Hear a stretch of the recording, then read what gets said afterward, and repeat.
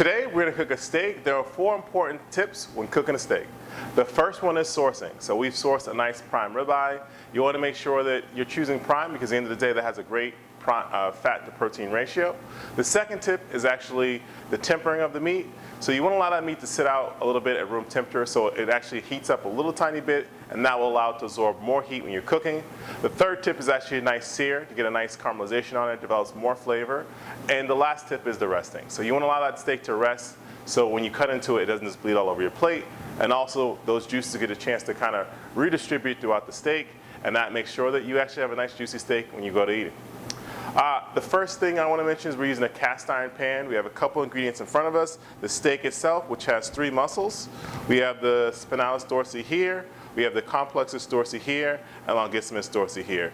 You're going to see some fat here. We call this kernel fat. You have some exterior fat we call the actual intermuscular fat, and then you have intramuscular fat, which is those little dots most people know as the good old marbling. We got some nice quality butter coming from Vermont. We're going to use that once we sear the steak to baste it. We got some fresh thyme and rosemary to help a little bit of flavor when it's being basted. I have some nice kosher salt, which has a more of a thicker grain, which is really nice for when you want to coat the steak. Some nice fresh ground black pepper. I have a little bit of canola oil, and not olive oil. The canola oil has a higher smoking point, which will allow you to get a nicer sear without the oil burning. And then you don't want to use olive oil because that will burn at a low temperature. Any high oils you can use are avocado oil, peanut oil, or coconut oil. Those will do well. You have some nice fresh shallot here, which we'll slice up and put in the pan when we're basting it as well. And we have a nice bulb of garlic, which is just going to cut in half, put that in the pan, and that'll be in the pan when we baste it too. So our first step is to heat up our pan, get it nice and hot, around 450 degrees to 500, and then we're adding the oil, and then we'll start searing our steak. So the pan's heating up, nice cast iron pan. That's the cast iron's a really great pan. It has a really nice thick layer of metal, and that actually takes on heat well and holds heat real well. It also stays nice and even as you're cooking it, doesn't really warp, and then as you're using it over time, it develops a lot of flavor. Some people call it a seasoned cast iron. I've got a nice spoon here for basting. You want to hold it almost like a pencil. As you kind of go hit the pan, you'll baste the butter and keep it flowing on top. I've got a nice instant read thermometer. Multiple thermometers will do. I recommend thermometers versus, just press them with your hand. There are ways you can actually test the temperature of the steak with your hand. Some people will take their finger and hit it here. That's normally rare. That's normally medium rare. That's mid-well or medium well, and that's normally well done. So from pinky all the way to your index, those are how you test your temperatures. But if you have a thicker steak, a thermometer really is going to allow you to achieve the best temperature. The ideal temperature for rare is about 125. If you want medium rare, you're going to be at 130. If you want medium well, you're going to be at 135. And if you want well, you're around 140 to 150. So you can see that the cast iron is actually smoking pretty well, which is ideal. I'm going to add my oil now. You want to add the oil when the pan is hot. That's going to allow you to achieve the ability where the oil doesn't burn. It's going to actually last long in the pan. I'm going to season the steak right above the pan and very aggressively. I mean, you can see how much salt's being used there. You should be able to see it. You want to make sure you have your hand about shoulder level so you're not too close to the steak, and so you're not getting little small units of salt. You want an even coating. So again, now I normally let this steak sit for about 30 minutes before I cook it, so it's already done that. And now it's going right in the cast iron pan. You can hear the nice sizzle on there. I'm really making sure that it has a nice contact with the pan. I'll put a little bit more oil in there. And now it's sizzling away. Now people often ask me, how much time does each side take? That really depends on how hot your pan is, and it also depends on what you're cooking in. Is it a cast iron versus your regular aluminum pan? I will say you want a nice golden crust on each side. That can take anywhere from 4 to 7 minutes depending on how high the heat you're cooking on. And then you want to make sure you check it. If it's a super thick steak, do not be afraid to finish it in the oven. 400 degrees really is ideal. Help continue the caramelization process, but also it'll keep it nice and hot for you. Okay, so I'm going to take a look to see how the steak looks. I have a spatula versus tongs. Tongs are going to actually squeeze the meat a bit, and I want to be super delicate with it because at the end of the day, the meat's tightening up, the proteins actually tighten up because of the heat, and I want to make sure I don't squeeze out any more juice than I have to. You want to make sure it has a nice brown, almost a crust around it.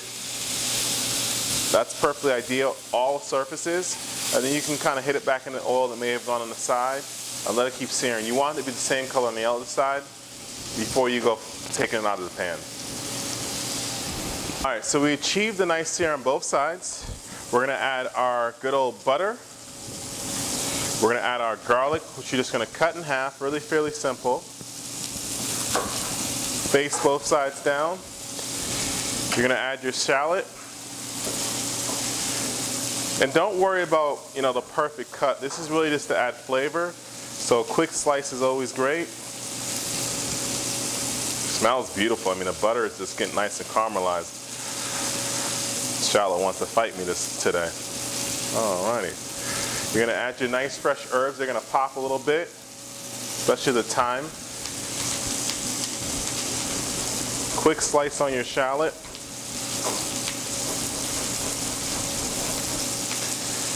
That goes in the pan. And all of this is contributing flavor. You're gonna turn the handle so you can grab it. You're gonna make sure all of your ingredients are kind of towards you and the steak away. You're gonna tilt the pan slightly. And you're gonna kind of make sure that you're constantly hitting the steak with some nice butter.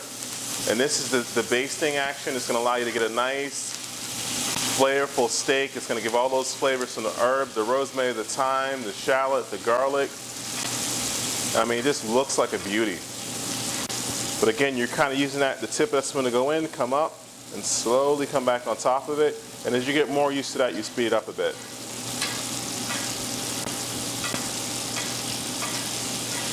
Now you can serve all these little bits of shallot and the nice caramelized garlic. You can serve that right on top of the steak after it's rested. So now I'm gonna let that go for a couple of minutes. You can kind of see the garlic's getting some color to it. The shallot will start to get nice and translucent and soft. And the steak itself is just looking like a beauty. You hear the crackling from the herbs. It's good to go. You want to test the temperature of your steak. So it's around 129. So I'm gonna give it like 2 more minutes in the pan and I'll take it out and we'll let it rest. All right, so the steak's good. You want to put it on a resting rack or you want to put it on vegetables just so it has something elevated. And then all those beautiful bits you had, the garlic and stuff, you put that aside. You can serve that with the actual steak. The herbs, I like to put those right on top while it's resting. Same thing with all my vegetables. I'm keeping them on top of the steak so they don't fall between the grates of the resting rack.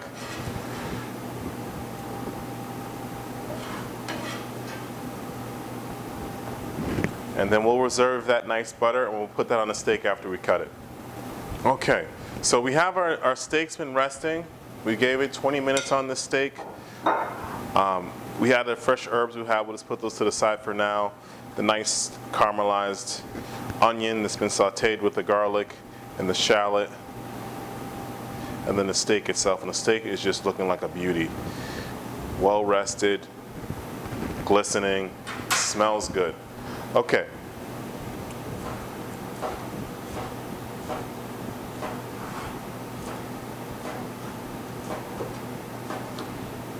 Now the hard task that you'll face as the person cooking this, that you definitely have to taste it. Because you want to make sure if you want to put any finishing salt, you need to know how it's seasoned. So I'm gonna try that now. Tastes great. Okay. Doesn't need any salt.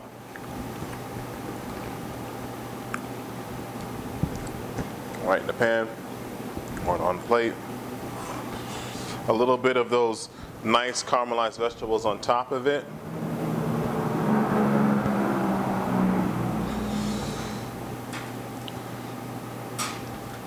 A little bit of that fresh thyme, just as a garnish on top.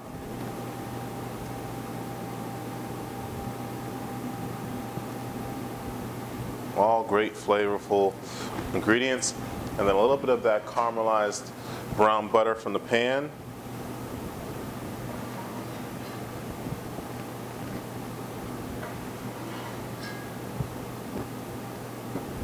Now the steak you can see is a nice medium rare, and that's ideal. So, just to have a little bit of a review, definitely super important to source well, super important to make sure that you temper your meat, super important to make sure you have a high heat pan, nice sear, same thing with a grill, and then you allow that protein to rest. And then after it's rest, you gotta taste it once you cut it. You can adjust the seasonings at that point, make a nice, put a little bit of kosher salt or sea salt on top of that, hit it with the shallots and the garlic to caramelize in the pan and the fresh herbs, and then enjoy it.